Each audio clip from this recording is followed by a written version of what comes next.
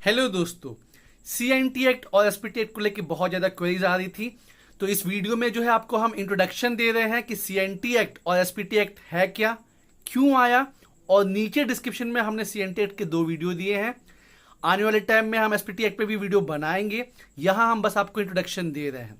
तो देखिए, जो अपना झारखंड का इलाका है ये मूलतः जनजातियों का इलाका रहा है, और जो जनजाति लोग हैं, ट्राइबल पीपल जो रहे हैं, उनको अपने जंगल से और जमीन से हमेशा से ही बहुत ज़्यादा लगाव रहा है।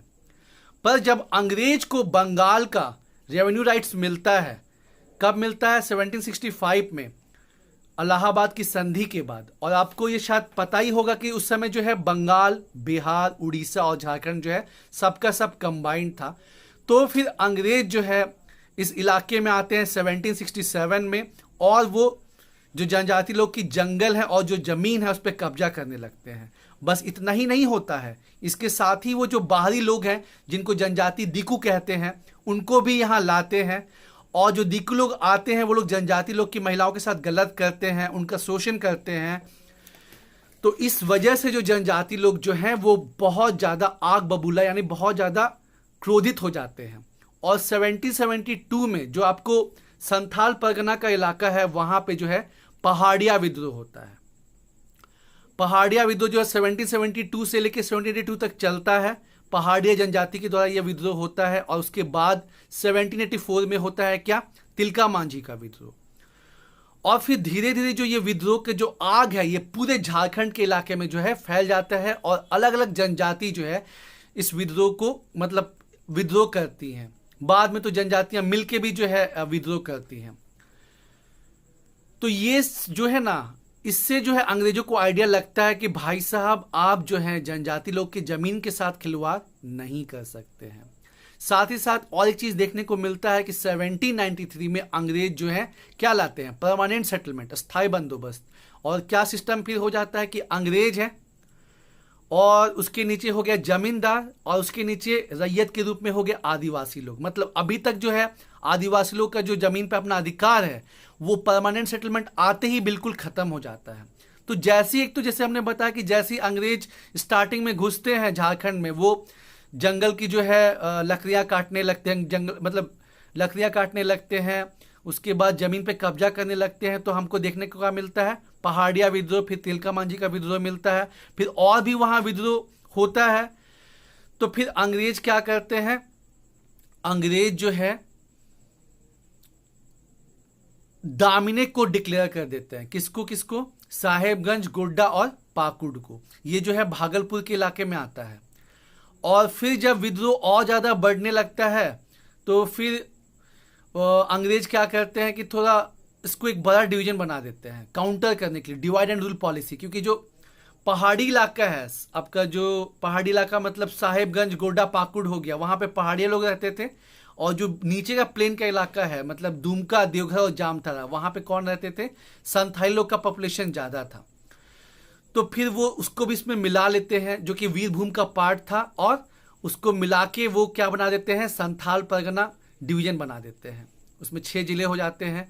पहले का 3 रहा, दामिनेको का 3 हो गया, साहेबगंज, उसके बाद आपका गोड्डा और पाकुड़, और 3 इधर वाला इलाका हो गया देवघर, दुमका और जामताड़ा। फिर जो है लेकिन फिर भी जो है जो जनजाति लोग हैं अब स्थायी बंदोबस्त से बहुत ज्यादा परेशान थे। जो जमींदारी सिस्टम आ गया था उसकी वजह से उनका जमीन चला गया था, उनको बहुत ज्यादा टैक्स देना पड़ता था। तो इस वजह से जो है 1855 में जो है फिर क्या होता है? संथाल विद्रोह, जिसको हूल विद्रोह के नाम से भी जानते हैं, सिद्धू कानू चांद भैरव वाला विद्रोह होता है। और ये जबरदस्त टक्कर देता है अंग्रेजों को। और अंग्रेज जो है फिर बाद में डर के 1872 में जो है बनाते हैं क्या?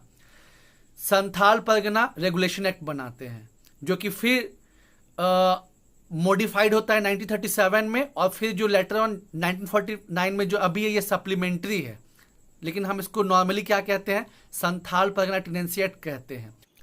तो टीनेंट्स का मतलब क्या हो गया दोस्तों? टीनेंट्स का मतलब हो गया काश्तकार। जैसे कि हमने बताया कि पहले जो जनजाति लोग थे उनका जमीन पे सामुदायिक या इंडिविजुअल अधिकार हुआ करता था, लेकिन जैसे ही जमींदारी सिस्टम आया तो क्या हो गया? 3 टियर स्ट्रक्चर हो गया। सरकार ऊपर, उनके नीचे जमींदार, और जितने भी जनजाति लोग हैं उनकी जमीन चली गई, तो वो हो गया रैयत।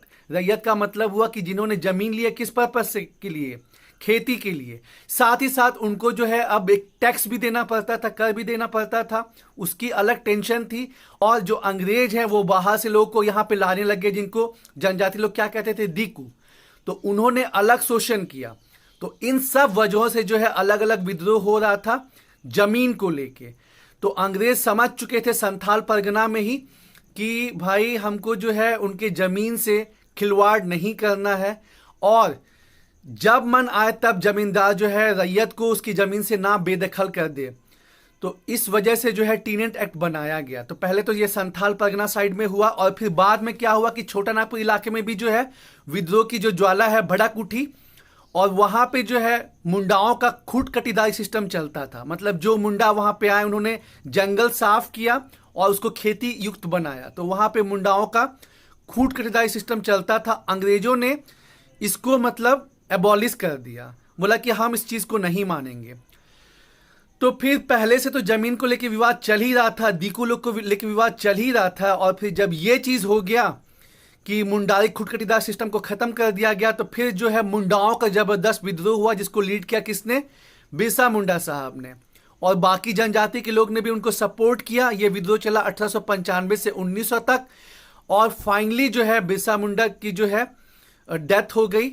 पर अंग्रेजों को रियलाइज हो गया कि जो काम हमने संथाल परगना में किया था वही काम जो है अब छोटा नागपुर में भी करना पड़ेगा, नहीं तो फिर हमारी खैर नहीं। तो फिर 1908 में जो है छोटा नागपुर टेनेंसी एक्ट आया। तो दोनों में कुछ डिफरेंसेस भी है, वो हम बाद में देखेंगे। ये बस इंट्रोडक्शन क्लास था, और उम्मीद है आपको ये वीडियो अच्छा लगा होगा। और फिर से रिपीट कर रहे हैं, नीचे डिस्क्रिप्शन में हमने सीएनटी के 2 वीडियो के लिंक दिए हैं, उसको आप जरूर से देखिए, आपको दोस्तों बहुत बेनिफिट होगा। और जल्द ही हम एसपीटी पे भी वीडियो लाएंगे। तो मेहनत होगी, जीत होगी। All the best and thank you.